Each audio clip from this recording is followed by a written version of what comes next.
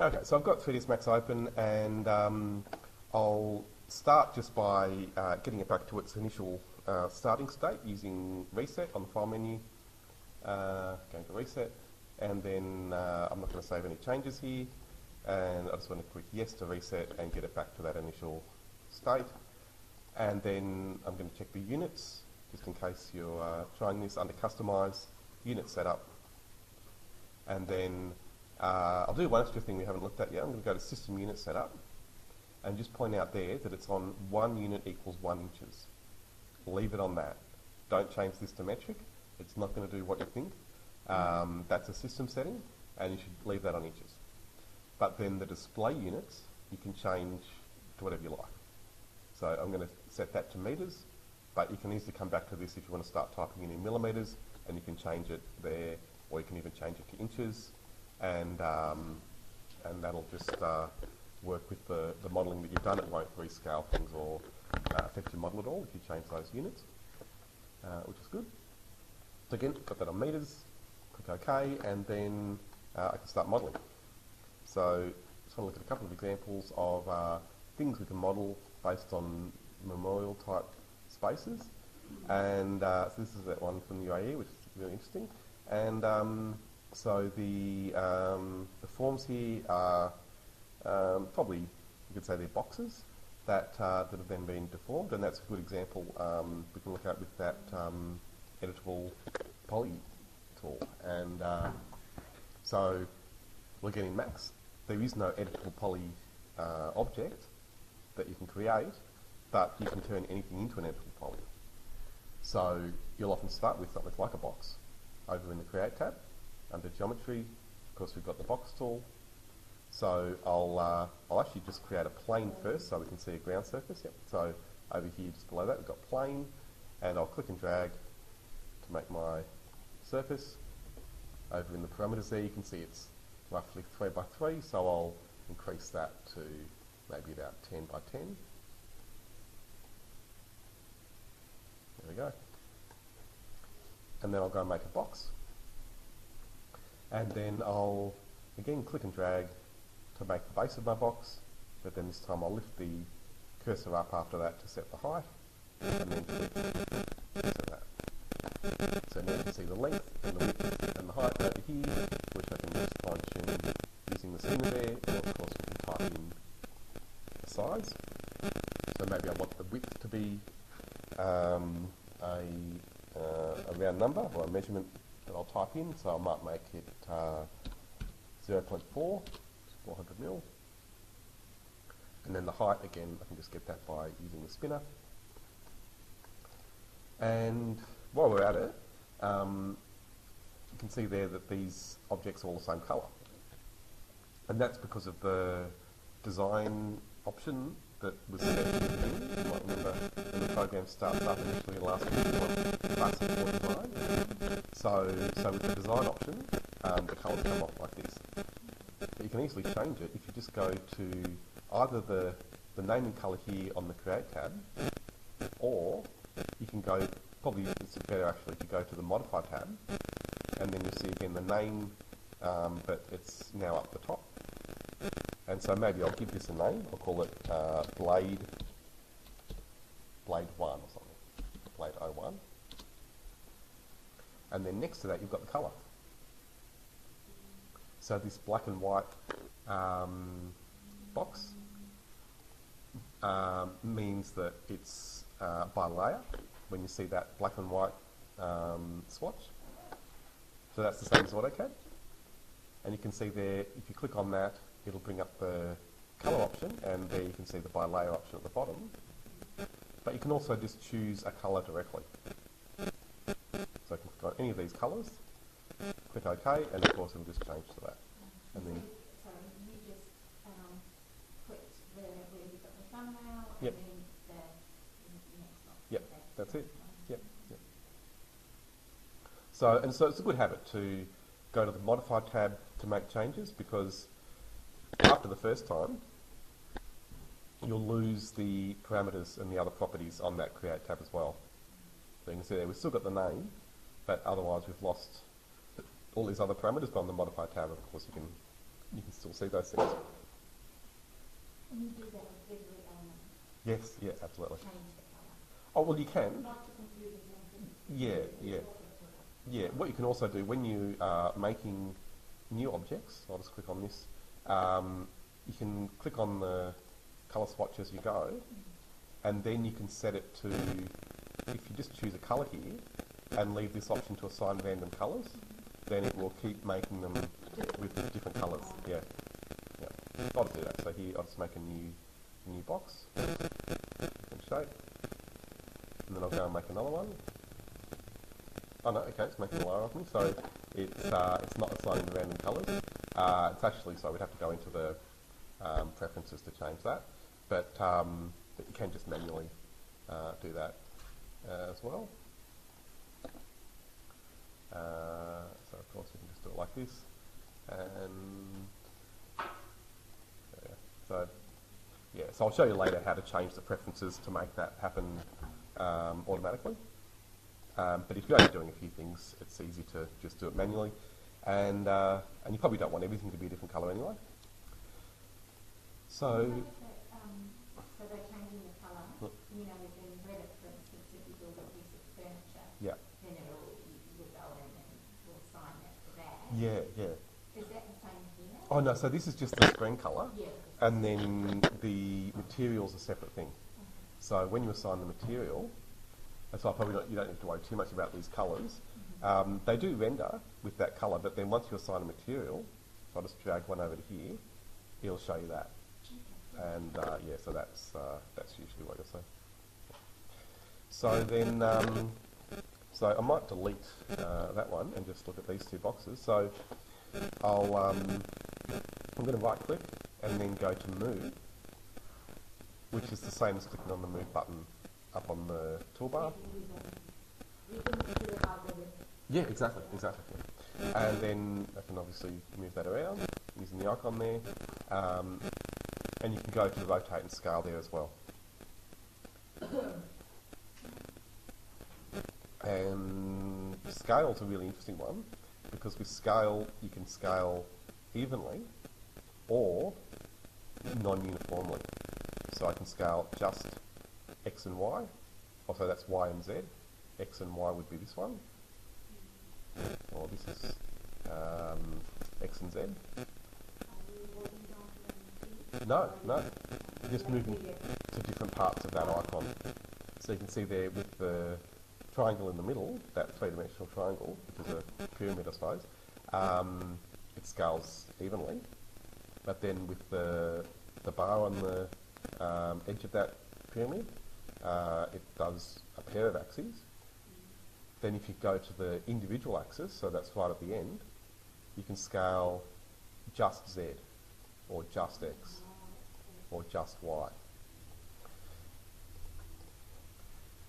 But what I'll do before that is I'll go back to rotate and just show you how I can make this aligned with the axes again. Because that's something you'll often find if you're adjusting something that's orthogonal, in other words, like a box or a rectangular shape, it doesn't make sense sometimes to scale that along those axes. Now, what you can do is change the reference coordinate system, but basically change this option from view to local. So now you can see the axes line up with my object, and it would make more sense to scale, maybe if I'm just wanting to scale Y, to scale with that orientation for the axes.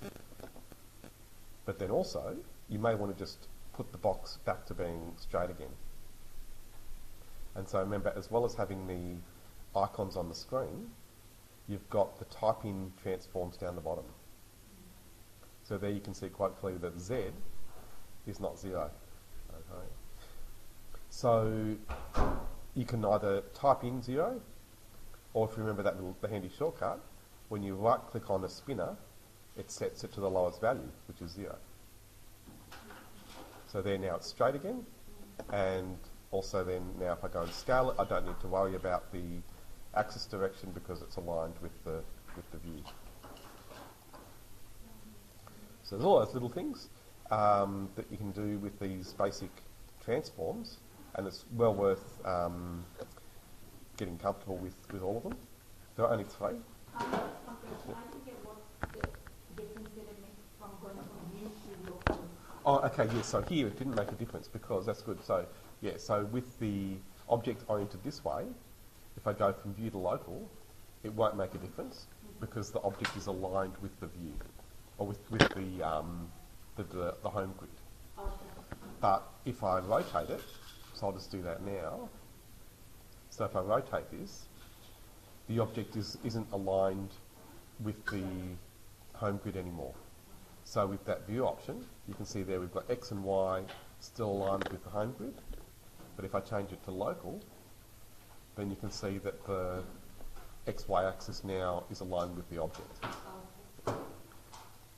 So those are the 2 most important. There are obviously lots of other options there, but view and local are probably the most important at first. So yeah, it's good to think about those things before you go to the next stage, which is then modifying this as an editable poly.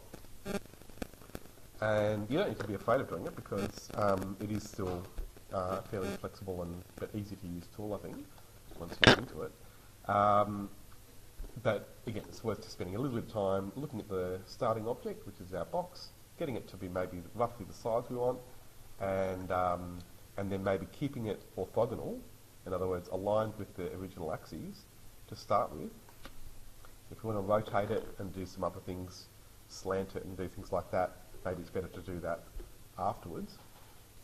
So again, it's just a box. Now I'm going to right click and then to go to convert to editable poly. So that's the main step, to get your editable polys. We'll look at doing some other things in a minute rather than just boxes, but again, boxes are often a good starting point. So it doesn't look any different, but over in the modify panel, you can see we've got different options. So I'll just undo.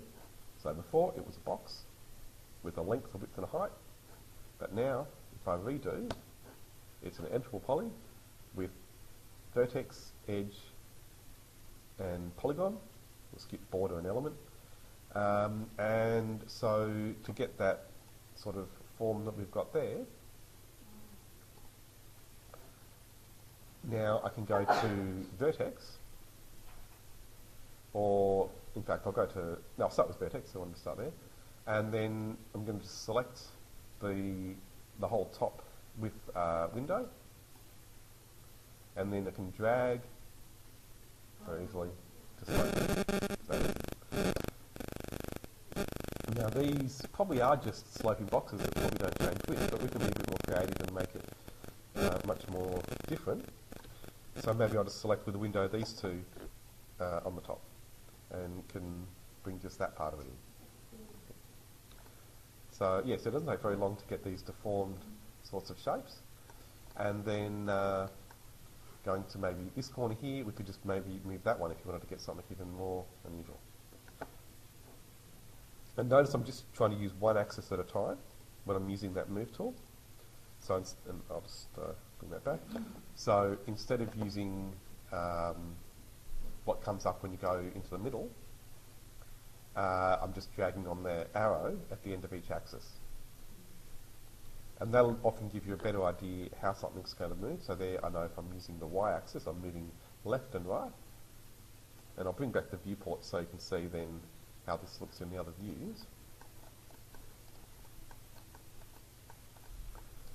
And this is why they have that 4 viewport set up, so you can see clearly how something's moving, because in one view it actually is quite difficult. Sorry, just really basic question. Yep, sure. Bring up the 4. Oh, at the bottom right, you've got this button that toggles. Yep. So then now you can see as I move this top surface, it doesn't appear to move in the front view, but we can see quite clearly in the left view that it's moving just along the y-axis. So yeah, so that's so then in the front view, the reason we can't see that it's moving is because we can't see the y-axis in that view. And so then if I move along the x-axis, again just clicking on the arrow at the end rather than when these yellow squares come up. So again we can see it moving in the front viewport this time, but not the left view. So if you click in That does a pair. So it does a pair of axes. So here it'll do X and Y. So we're going to see it moving in all of the viewports. But notice it's not moving up and down. So if I go now to Z, we can see it moving in the front and the left, but not the top. Because again, from the top, we can't see the Z-axis. Can you set, so you say you've got the area, so that was supposed to be 15 by 15. You can set that, can't you, so that you're within the area. Oh yeah, of course. Yeah, well remember that plane that I made?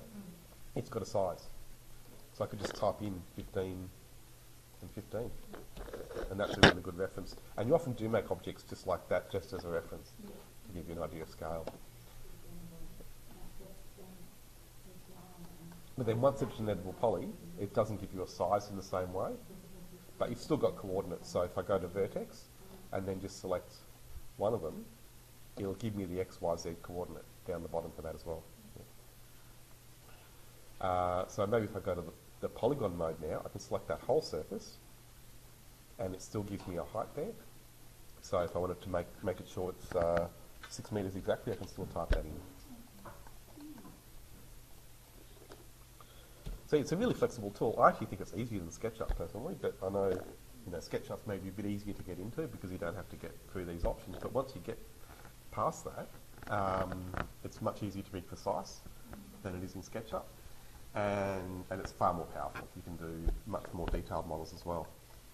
Is there a way to cut into the shape? Oh yes, of course. So that remember the booleans we were talking about. So that's one way. Maybe I'll show you just with modelling though, because then we can stick with editable polys. So booleans would be a really good way. That's what I would do definitely. But since we probably need to go over booleans a bit more, I'll show you just to make a start with modelling. So I'm going to go to polygon. So modelling with editable polys, sorry, is what I mean. So there, I've gone to polygon, and I'm going to select this front surface.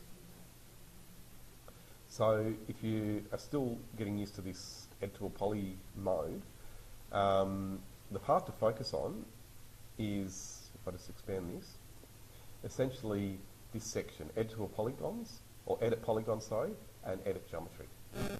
Those two sections are your main modelling tools. So you've got this option, outline, which is a bit like offset in AutoCAD. So if I click and drag on this surface, you can see it's moving the edging. So it's like offset, but it doesn't copy, it moves the object. The other one below inset is even more like offset, because with that, it'll give you a copy and essentially offset the edge, either in or, yeah, it has to go in, so that's right, next in. So that way, you can even just delete that polygon, and that will create a hole. But maybe a better option would be to extrude. So there you've got the extrude option, and this is like push-pull in SketchUp. Yeah. So there I can either go out, or we can actually go inwards to do a recess. And the surfaces won't be deleted, if you go completely out. Oh, now if I go through to the other side, Yeah. then I'd need to think about the back surface. Oh, okay. So we could do that. So I'd have to, it's a bit more complex, I'd have to delete the back. And then we could take this one further.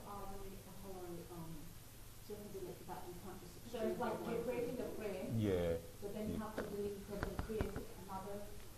Yeah, you're modelling by polygon. So you have to think about every surface and model in that way. It's like your model making. And you've got your bit of paper that you've made the box out of, but if you cut through one surface and take it through the back, it's not going to automatically take care of the back. You've got to do that yourself. So, but there are ways of doing that. So if I take this all the way through, then I could model. Yeah, well I haven't yet. So I'll delete that now. So I've got my frame, but then what we're missing is the back surface. Now it's not that hard to fill it in. They've got tools for this. in Max, there's a tool for everything. So, so here, if I select this border option, it's a good chance actually to look at border because we haven't really looked at that yet. So now I can select the outside there, and I'm going to select the inside as well. I'm just holding down Control to add the selection, and then you've got this cap option.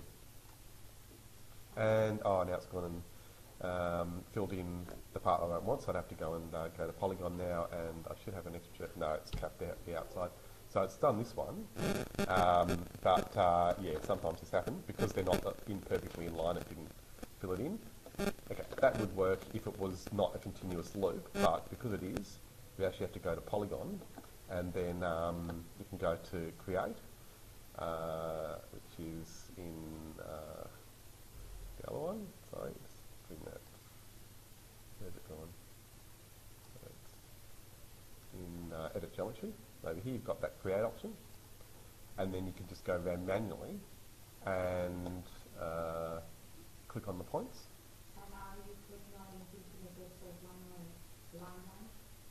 No. So it will pick up the vertices. So those vertex points. Oh, it's just mapping. Yeah. And so I'll just go around a few of these. So notice I'm doing it in groups because that tends to work a bit better. But you can fill in anything that you've done. Usually it's not that hard. Okay, so it's a bit of a long-winded way of doing it. Again, if you know about Booleans, and maybe I will quickly show you that because that's what you'll be looking at if you do that second building exercise, and we can keep coming back to this. I'll just very quickly show you Booleans because the way I just showed you is a bit long-winded. So I've got a box, and I've then copied it to make a second box, which I'm going to make a bit smaller. Right, so then I'll select the first one, go to Create tab, and then go to Compound Objects, try Boolean, and then start picking, and I'll pick the inside. So that's now cut the inside from the outside. So that's that, and then you could convert that to an editable poly, and then keep modelling away just like I have been. So go to Polygon and do all those other things. 2 boxes. Yep, subtracted one from the other. So it's just like a void in. So yeah, so that's definitely how I would do it.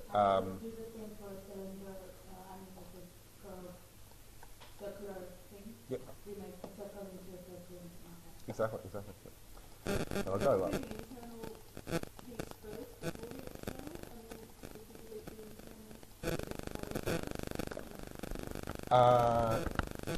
Yes. Oh, yes. You just.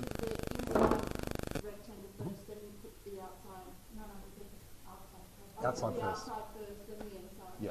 That's right. Yeah. So if you do it in reverse, then it won't work. Not just to understand how much. No, not well. Yeah, you could make it work, but no, not normally you do. Well, it doesn't matter what order you draw them. It's just the order you pick them. So you generally start with the outside, and then you pick the second one to say you're subtracting that from the first one. So I'm just going back to the basic poly. And so really all I did was, after setting the size, move that top surface, and that gives you a sloping object, and you could easily get something like this that way. But maybe some of the edges are at different heights. So now maybe I go to edge. And then if I want that whole side to come down, then we can just do that.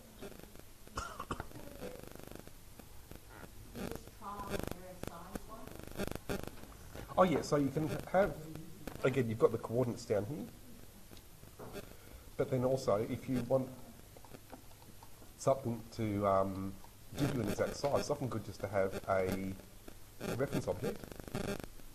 So if you know that you want your boxes to be roughly 6 metres high, I mean they're all going to be slightly different, but you can just have one off to the side and make it that size. And that's a really good way of having a reference. Yeah.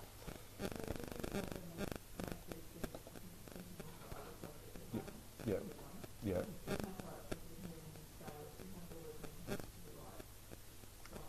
Yeah. Oh yes, yeah, it comes across perfectly. Yeah, so this is all real world sizes. Oh yeah. Yeah.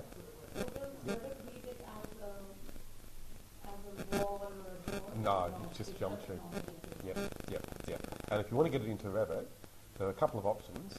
You can either export to a DWG or SAT. SAT works really well. So when you go and export, you've got these options down here. Yeah. So DWG is probably the simplest one if you're familiar with the AutoCAD format. Exactly. Exactly. Yeah, that's right. Yeah. And then SAT is this other one. And say you convert it into hollow sculptural text. Yeah. Yeah. You can. And then that's a really good way to use it. So if you use this as like a mass modelling tool to model the envelope of your building, you can even pick the surfaces that you've made in Max when you bring it into Revit, and it'll turn into walls. And that's really the only way you can get organic sort of sculptural walls, by modelling it with a program like this, and then using it as a mass family in Revit. Yeah, absolutely. Yeah. Maybe one lesson you can have with taking 3D objects into Revit. Yeah. Yeah. But that's right. But then for this project, for your modelling subject, I'd say the best option is to do all of the modelling in Max. Yeah. Yeah. And maybe do your plans with AutoCAD. And you can even take sections out of 3ds Max. So you can cut a section through a 3D model. It's not like Revit where it'll give you all the graphics you need, but it'll give you a line drawing, cut through your 3D model, and that's all you need. And then you can bring that back into AutoCAD and it's done half the work for your section, and then you just add a few more lines. Yeah, but you'll get there. And it will help you with everything. If the more you know AutoCAD, the better you'll be with Revit and also 3ds Max. They're all tied together. And honestly, to get beyond a certain level with Revit, you need to learn AutoCAD well. Yeah, there's no getting around it, because we've got a lot of people we've trained in other colleges where they're only taught Revit, and they hit a wall at the end. They just can't get beyond the basics, especially when it comes to advanced modelling, but even some of the documentation. If they don't know AutoCAD, it's really hard, because so much of it is based on AutoCAD behind the scenes. Yeah. I know AutoCAD is pretty tedious and it's slow, but you've got to learn it. So then, okay, so this is, again, you could be really creative, and this sort of geometry, you can do amazing things. There's an artist called Michael Serra, who does beautiful work. I think I'm not sure if he's still alive, but well, I'll come back to this Igualada symmetry. That is another amazing one. But and then this as well. So again, they're just boxes, lots of different sizes, and that would be tedious even though you can do it in Revit, it would be pretty tedious. But you can do that easily in 3ds Max and vary them quickly, and that's another good example. Like in Revit, when you copy and then you can multiply the numbers. Oh yeah, well I'll show you how easy. Maybe we'll have a look at this in Max, because that's a good example. If you've got an object and it's repeated, yep. Would you do just one including X Max and then duplicate it? That's right. That's right. I'm going to show you right now. So, okay, so I'm going to make my plane even bigger, so we can have a bigger base.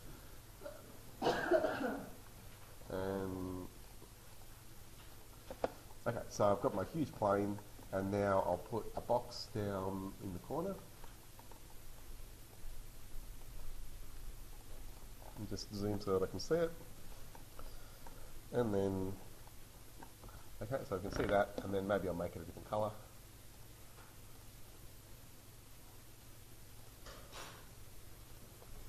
Right, so to copy, remember it's Shift. So you hold down Shift, and then click and drag on the axis that you want to use. And again, I really recommend using one at a time, usually. If you want it to go in both directions, you can always do one direction and then the other direction.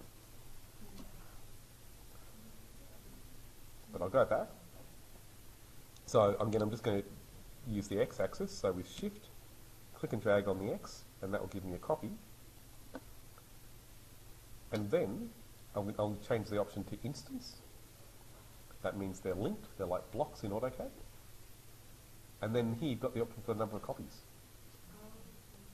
The instance makes it a complement or Similar, yeah, kind of. Yeah, you'll see. So if I click OK, so they're all instances. So now if I change, so with Shift. So Shift, and then click and drag, and that's going to come up. That's it. Yeah. what's reference? Oh, that's different again. They're kind of like instances, but they're all linked to one object. Don't worry about that one. But copy an instance will give you everything you need. Yeah. Okay, so I've got my 15 or 14 copies. How many is it? Copy means they Oh, no, move 20, individually, so they're not linked, so we can move Exactly. them. Oh, you can move them. You can move all of these separately, but what's linked are the properties with instance. So if I change the height of one, they will change. With copy they don't. You have That's to right. do them individually. Exactly. So there you can see their instances. But say I want to make one different, I can always select that, and then go over to the modifier panel and right-click on that box option, and then make unique. So now that one can be different. So that way you could pretty quickly knock up something like that Peter Eisenman memorial. But I'll go back and just show you another way. So that's pretty quick. If you want to do multiple copies, it's probably just as fast as AutoCAD or Revit. But then I think this is the amazing stuff when you go to Array. And I'm getting it from the Tools menu just so you can see it there. AutoCAD and Revit both have it, yep. But the Array in 3ds Max is more powerful than both of them. So with that, if I go to Array, it's a 3D array. And you can do move, copy, or scale. So like move, rotate, or scale. So we've got those three options. Right, so we'll start with, I'll turn the preview on. And then we'll start with the X value. So you can see there, as I increase the X, we can see the effect of that. So now, I'll adjust Y, and you can see it's a linear array. In other words, we're just doing the single line of copies. Yep. No. It's just one box. So I'm just adjusting these values. Yeah, we'll get on to move in a second. So this is just move. So here, if we go back to 0 and 0, there are 10 boxes there, but they're all overlapping. But if I increase X, then we can see them come out. So that's you can see the direction of the X-axis. If we go to Y, then that value is changing as well. So if we wanted them to go this way, we'd have to make X 0, and now just changing the Y-axis, you can see it going in that direction. That's right. Yep. Yeah. So you can do a lot of things just with those linear values.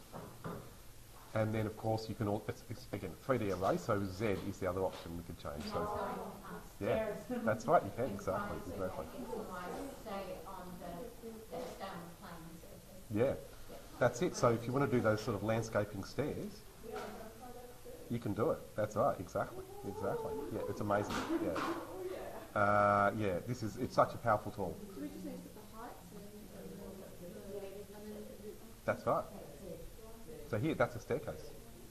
Easy. So then, maybe what we want to rotate, if we want to be a bit more creative and not just doing a stair, we'll do a, sort of sculptural set of objects. So, so I'll change X, and you can see they're going to rotate along the array. Yeah. So you can be really creative with this. And, with that preview option on, then you can learn how it works just by adjusting them. So now I'm rotating around the Y-axis. This time I'll rotate around Z, and that might make the most sense if we just have them rotating on the ground. And notice they're rotating incrementally. Which is really interesting. So, and when you stop that, they're at different positions. Yeah, because they're all rotating incrementally. Yeah. So there are ways of getting them to rotate. If we just go to here, we can rotate. Oh no, sorry, we want that to be. So no, that's a different thing again. Yeah. Yeah, we'd have to. It's basically all to do with the axes that we're using, but we'll have to get into that later. But yeah, so then you've got the. We'll come back to the doing a grid, but then you've got scale. So again, that is incremental. So here you can see we can have them scaling incrementally as well. Oops, sorry, we don't want it to be 0, we want that to be 100. So with the scale, it's a percentage. So there you can see another way of getting steps up, and you could, again, probably generate forms like this, just playing with those values. And again, often the best way is just to leave that preview option on and see how it all works. To get rid of a role, it's right click. Oh yeah, I'll do that again. So tools menu, and then you've got array. It is on the toolbar up here as well, but yeah, that's probably the easiest way. So then, okay, so I'll just again increase that X value a bit so we can see the different objects. And then the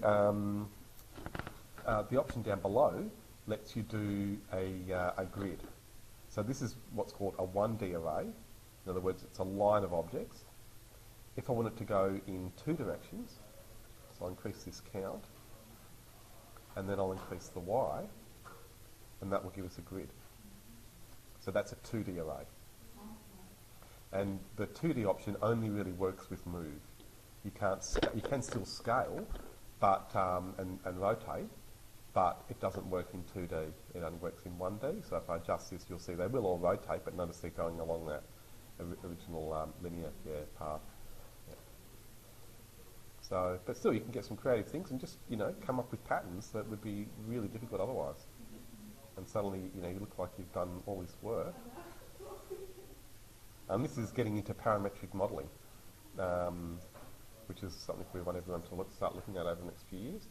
You can be really creative, but also let the software help you and make your life easier. The best way to tackle it is just to draw the design like by pencil, have an idea, and then try and manipulate the To a point, but also see what the program can give you. Yeah.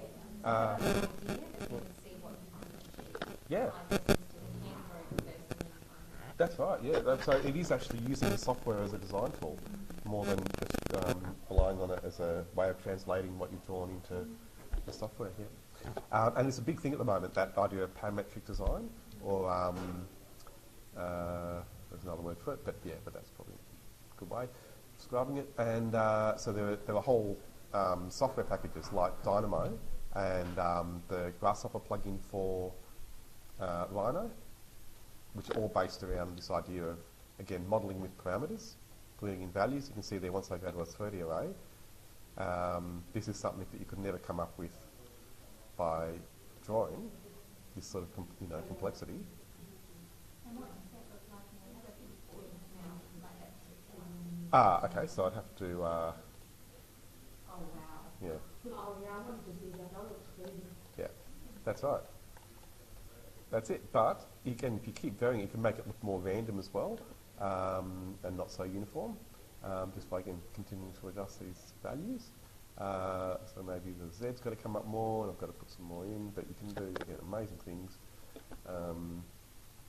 playing with these. But it's starting to slow down a bit because there are 600 objects now.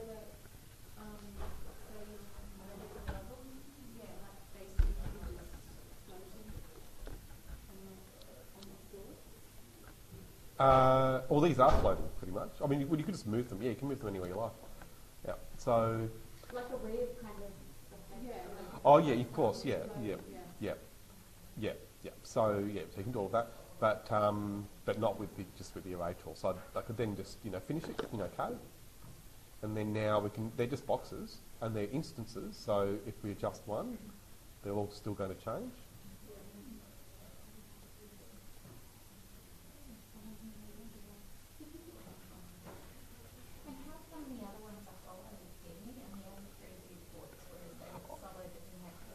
That's just the display options up here. See, it's on wireframe. So you can change it to default shading in each of them. So each viewport has its own setting. And oh, that's right, yeah. And that's why there's a toggle for it. So F3 on the keyboard should toggle, but sometimes on these keyboards, especially when I'm recording, it doesn't work. So yeah, you can always go to that menu and go between wireframe and default.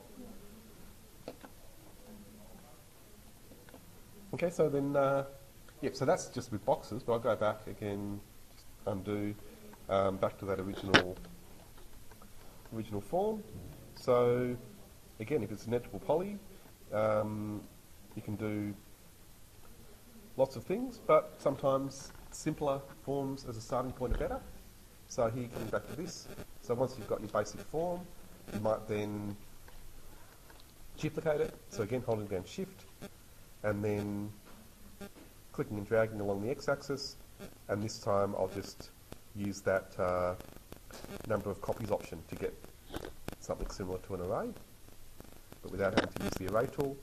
And then I'll set this to copy so that each one is unique, and then I can adjust each one. And again, you can just go to polygon and maybe change the height of some and not others, or I can adjust the edge of one, maybe to, again, have that being different. And again, you can always go to the polygon, maybe change the height, and of course we can change the angle and start to get the sort of form that we want. So it's just a matter of getting used to going in and out of sub-object mode.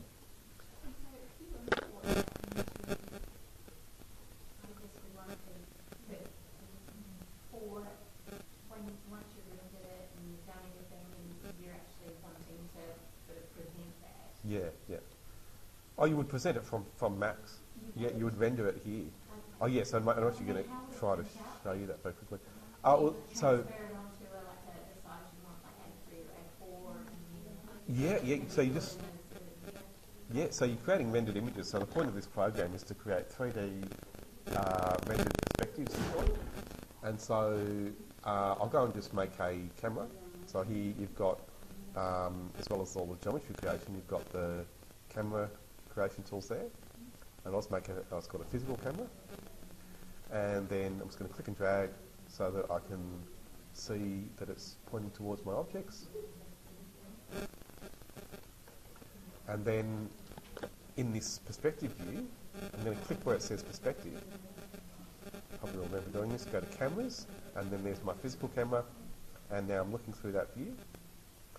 And just like any object, you can go to move and use those axes to adjust the camera position. So once you know how to use the move and the rotate and the scale tool with all these other objects, that works equally as well with cameras. And then, so maybe that's the view I want, but maybe I want the target to be at a similar height, so I'm not looking down so much. So I can just move that in the same way. I've got my camera. Great thing about programs like this, unlike your CAD programs, is that they're true physical cameras. So you have all the options, like you do with a real camera if you've done photography. So yeah, it's got things like the focal length. So if you've done photography, you'd know how important that is to be able to set your lens size. Okay, so I'll delete that one. And then maybe I'll just show you a couple more things coming back to these transforms, and that's really what I wanted you to focus on, as well as editable polys. Move, rotate, scale are the ones you really need to get comfortable with before anything else. So here now I can rotate the whole thing using those axes to get some different angles. So maybe this one I want rotated at yet another angle. Something like this. That might do. Yeah, it looks a bit random, but that's alright. And then this one maybe can be yet another angle. So you need to spend some time with those tools and just see how those icons work and make sure that's all clear. Again, transforms. are your basic editing tools, and yeah, move, rotate and scale are the main transforms. And once you understand that, you'll see that all modelling software uses a similar approach. So Revit and AutoCAD still have that same idea. It's just that they put these tools in with other things, and it's maybe not so obvious that they are a separate thing. So again, transforms, really important. And so maybe here I'll just rotate this one in the perspective view and see how easy it can be. And then, so then to tie it all together with the example that I've just been showing you, also in here, you can see then that it's got these panels coming up in the material. The panels? Yeah. Right, so how do we get those to go onto these in a similar way? So that's all to do with mapping. So we're going to go to the material editor, and then over here you can see it's brought up these materials. These are actually the same as what you'll get in Revit, but in Max it doesn't hide all the settings. In Revit they think people are going to be scared off by having too many settings, and so they hide most of it. But here you can see all these options. You don't need to use them all the time, but it's good to know they're there. So I'm going to click on this one here. First of all, let's look at colour. So I'll drag my material, that's it up there, the sphere. I'll drag that onto my object. And so to change the colour, you just click on that colour swatch, and I've given you my spiel about RGB, I'm sure. Yes, yeah, good. So you've got RGB there, and this is a good way of getting used to them, because it shows you the result. When you click on the end of that red slider, it's going to be a pinkish colour. We don't need to guess, it shows us how it all works. So that's brilliant. But then next to that you've got this little slot. If you click there we are, you can add maps. Now there are literally hundreds of maps in 3ds Max, but you don't need to know them all. At first, just focus on bitmaps. They're the easiest, and they're the ones you would have already used in Revit. So just double click on bitmap, and then you can choose any image file. So I'm going to go to the P drive and find the material images folder, and in there I know I've got a concrete folder with tons of concrete images. There we are. That's it. Exactly, exactly. So instead of giving a colour, we're using an image to give the colour. Yeah, that's it. Yeah, pretty much. Yeah, it is. Yeah, it is a texture. Yeah. Okay, so I want to choose one that's got this formwork pattern. So any of these will do that have a pattern. So I'll click open, and we'll just click OK here to accept that. Don't worry too much about this. Oh no, sorry, I don't want this actually. I want so that's because it's a sequence. So I'll turn this option down the bottom of the sequence. Just watch out for that one. And then I'll click open. And then I want to see that now in the viewport. So this button here is your best friend when you're working with bitmaps. Make sure you know that the option above and to the left will show the bitmap in the viewport. It's really hard to work with them until you know that, because you won't see it as you adjust it otherwise. So make sure you know that one. Show shaded map in also shaded material in viewport. So if you're thinking you can't see it, you're right. Your eyes are telling you that you can't. So don't think that just because you think it should be there that it is. So I can't see it, and it's because of this option here. Use real world scale. That's what you use in Revit, but in 3ds Max you've got the option to turn that off. Still can't see it. What does that do? It sets the size essentially. So when it's on, it sets the size to 25 mil, which might sound like a random number, but that's an inch. So that's the default. Set the size of the material that you put on, the colour that you put on? Yeah, the size of that image of the concrete. And we can always see it. If I click view image, we can see that concrete. Probably not the best, but it's cropping it out. something that will show you on that. It crops it out for that. Oh yeah, it puts it on automatically, yeah. So we still can't see it, and we want to see that on this surface.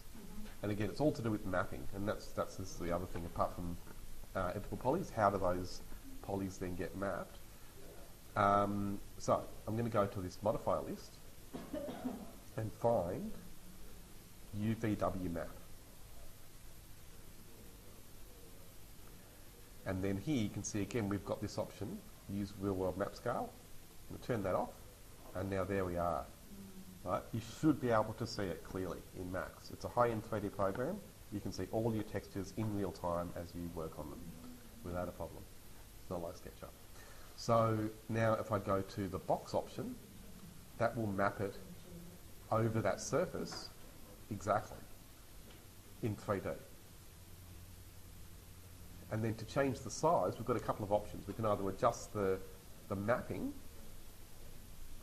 right? So that changes the scale of this thing called a UVW map.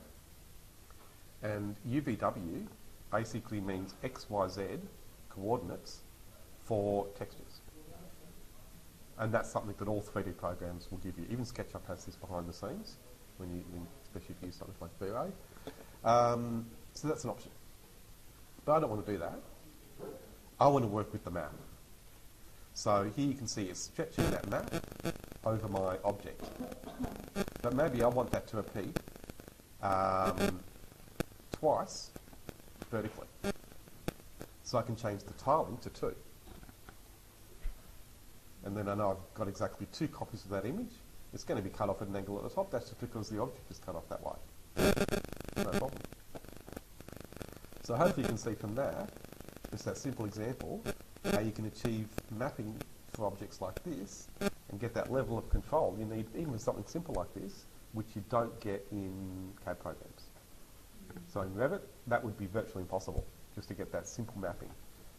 And this should be simple. Even in SketchUp, that would be very difficult to get the mapping to be controlled at that level, unless using an extra program for SketchUp like V-Ray, which does give you that control. But with SketchUp out of the box, it's quite difficult. Oh yeah, but I'll put this one on YouTube. Yeah, so it's all recording. Yeah, that's good. It's good to ask questions, and that's always helpful. So, okay, so you can apply the same technique to another object. So if I select my next, well, let's get a bit of math. I don't like that texture. Can you use translucent or a material that shows light through it? Or something? Yes, the question was how. Yeah, of course. Yeah, so you can get. I'll just show you. I won't do it right now, but if we go back now, just to show you what I did there, I just clicked on this button here to go to parent. So I'm in the bitmap at the moment. If I click there, that takes me back to the original material. And I'm going to scroll down to the bottom so you can see all the other maps you have. So, for things like transparency, you have an option there to set a map for transparency.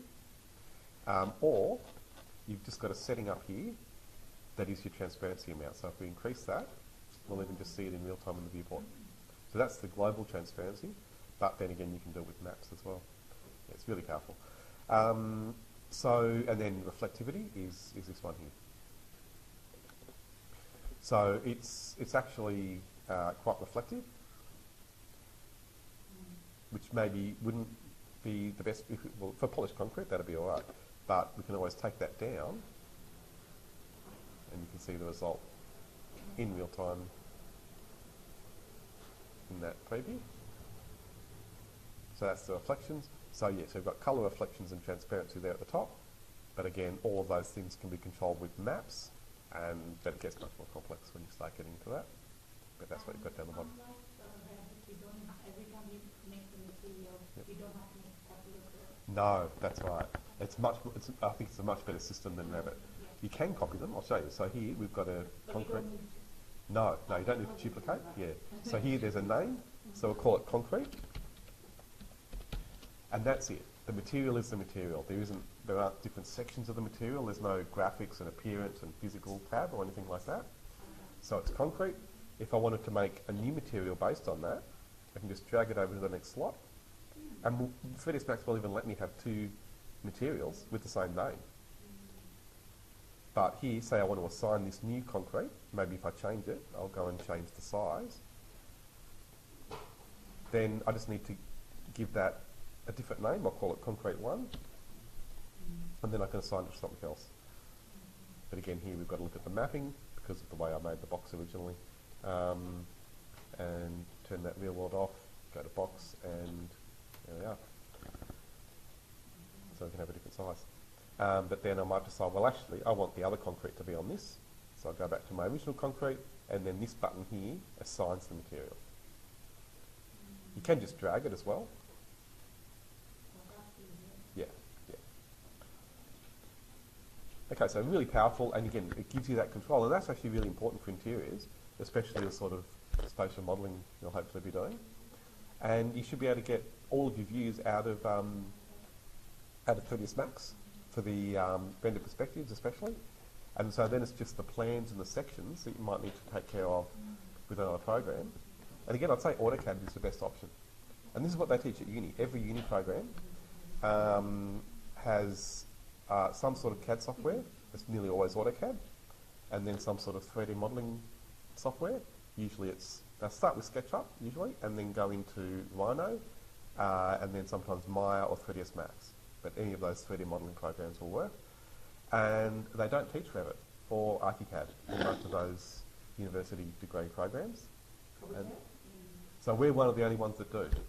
Yeah, yeah. Because at TAFE they try to have more of a vocational focus, which I think is important. It's really, I think, a good thing that you learn Revit. In most of the unis, they will say you should go and learn a program like Revit, but they don't teach it. Yeah. Yeah.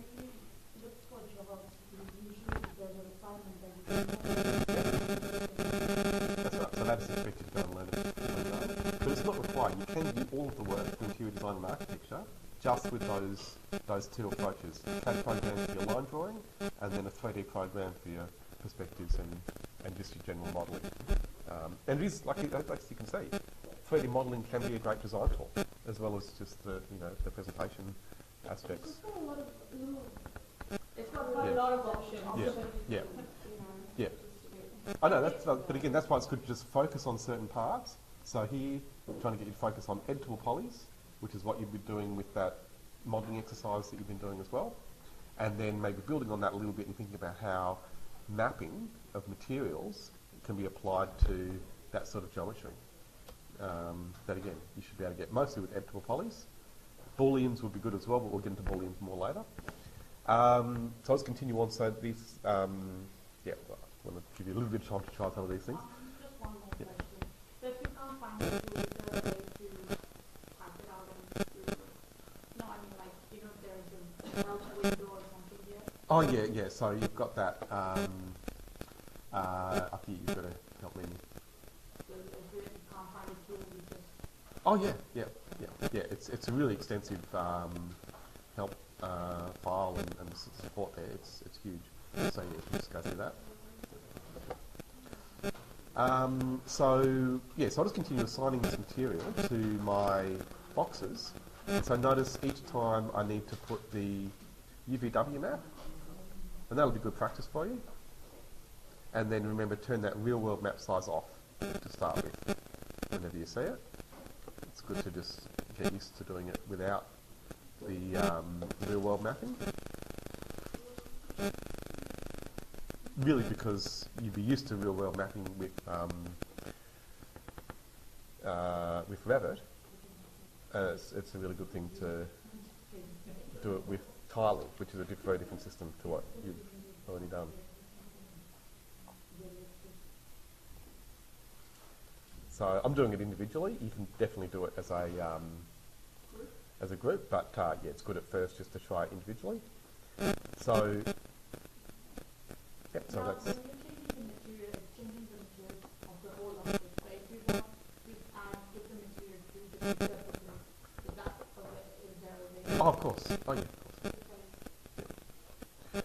Yeah, of course. So you've got, of course. So, I mean, even here, I might just get this second material, which is concrete 1, and then I'll go to the map, and then I'll change that to a different image, because I don't really like the one that I've chosen.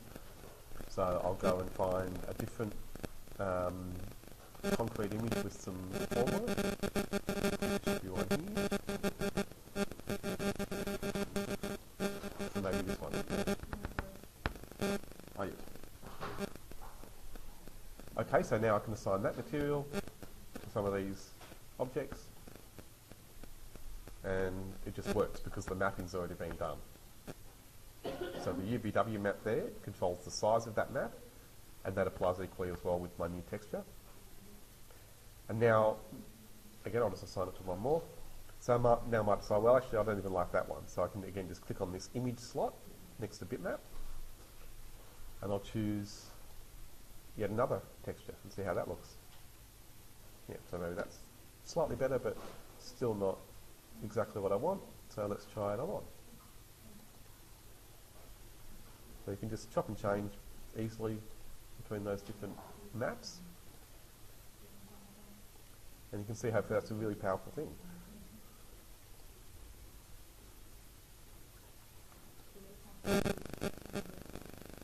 So then maybe, I don't mind this one, but it's too small. So I can adjust that here in the map. The tiling's on 5, so I'll take that back to 1. So instead of repeating 5 times, it's just going to have 1. And there we are. So maybe that's what I want. Oh yeah, of course. Yeah, absolutely. Yeah. So I'll just show you in a different view. So, yeah. So yeah, it's fully mapped in 3D with that box option. It maps all 6 sides. And so the camera, of course, is showing us that view and perspective. And we could even render now. If I click render, just to get something out of this, it will render, but it doesn't look very good. What we need is some lighting. So I'm just going to show you a way of getting some quick lighting in there to finish up. So on the Create tab, we've looked at cameras, now I'm going to go to lights, and then just create a, we've got a sun option there, but I'm actually going to go to systems, and then just use the daylight system, which is going to be quicker. So here again, daylight is under systems, even though most of the lights are under lights there. Systems are right at the end, and then that's where you find daylight, which gives you a sun. I know. But if you just again focus on it, so sunlight will give you something similar, but you don't need to know that one. Daylight will essentially give you the sun, but with a bit more.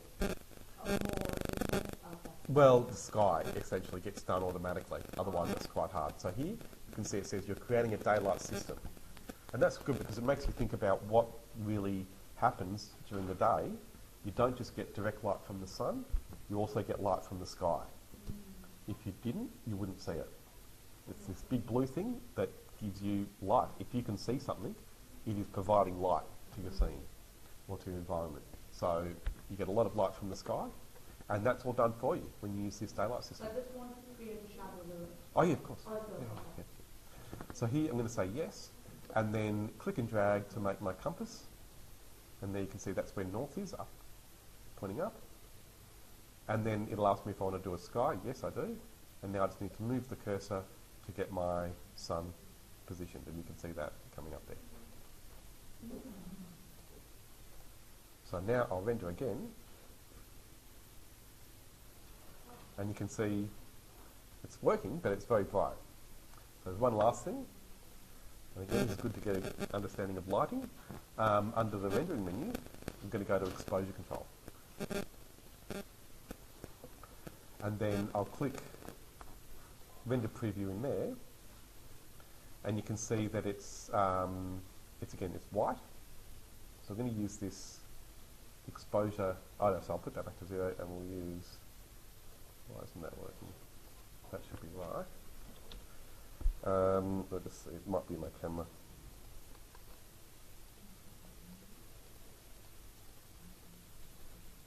So I'm used to using a different engine. So over here in the camera, there's an exposure setting. So that's on 6. I'm going to make that 15, And then, yeah, that's working now. So that's how it should look. And for outdoors, 15 is a good value. So I'll click render. And there we are. Okay, so that's still low quality. We'll look at how you can increase the quality later, but that should be enough to get you started. And you can easily get high quality rendered views just using the sun and some basic materials. So,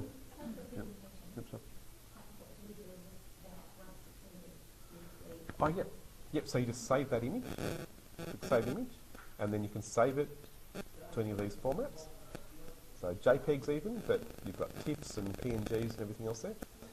So I'll save it as a TIFF, and even though it's low quality. So we can render it into everything here, we don't necessarily Yeah. have to take it to Revit. No. Like if we're happy with what we have. Yep, yep. It's actually, it'll give you better renders than any of those CAD programs, yep.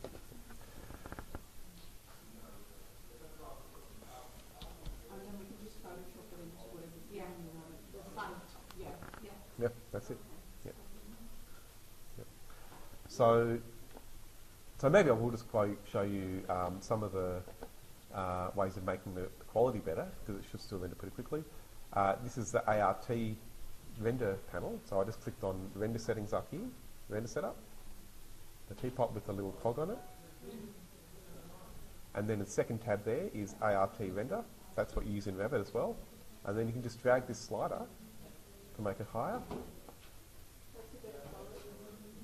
Oh yeah, it's better than what you're getting in Revit. And then you can tick this noise filtering as well, which is an extra thing. So that should be much smoother now.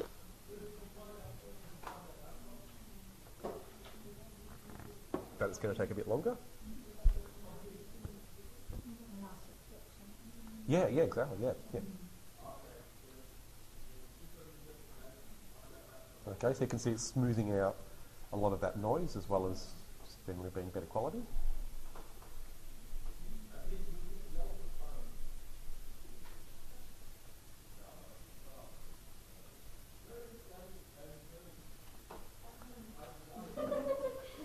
And can you export it without the base? Sorry? Export it without the floor?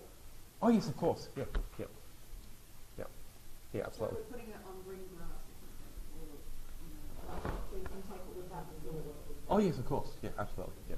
So you could just hide that.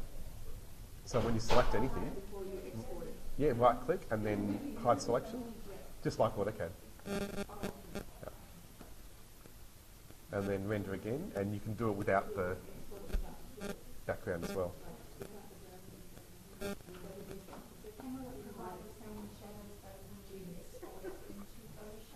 Not on the ground, no, not if it's hidden.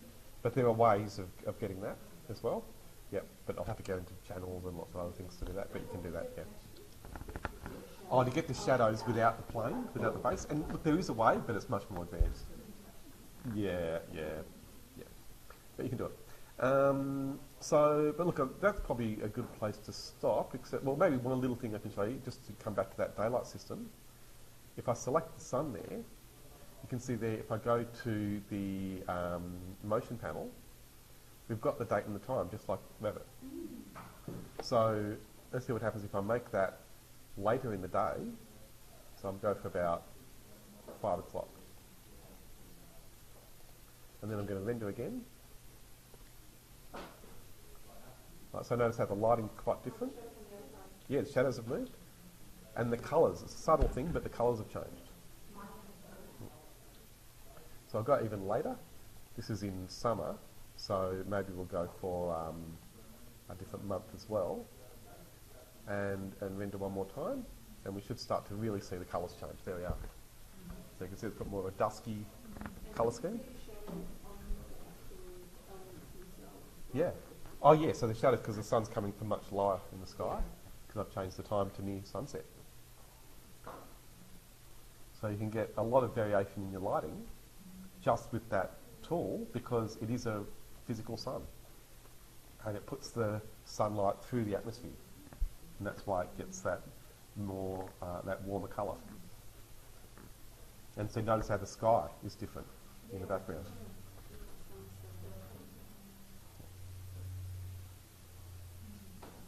Okay, so hopefully you can look at those things, and again, it's all starting from quite simple geometry quite often. You don't need to use all the crazy complex modelling tools that you have. Just with editable polys, thinking a little bit about how the materials will then be applied to those surfaces, and then often just a simple camera, a simple lights, and you can do amazing things.